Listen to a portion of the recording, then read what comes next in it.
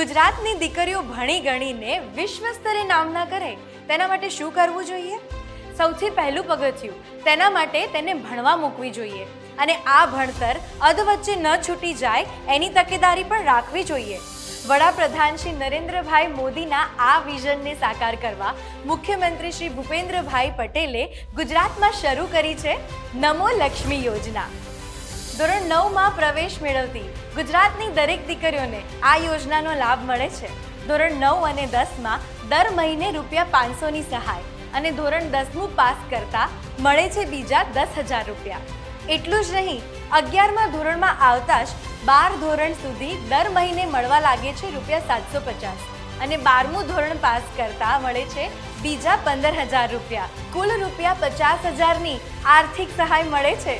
સરકારી કે ગ્રાન્ટેડ શાળામાં ભણતી દીકરીઓને આ યોજનાનો લાભ મળે છે. ખાનગી શાળામાં ભણતી દીકરીઓ કે જેમના પરિવારની વાર્ષિક આવક 6 લાખ કે તેનાથી ઓછી છે તેને પણ નમો લક્ષ્મી યોજનાનો લાભ મળે છે. વિકસિત ભારત વિકસિત ગુજરાતના ધ્યેય તરફ વધુ એક કદમ. નમો લક્ષ્મી યોજના.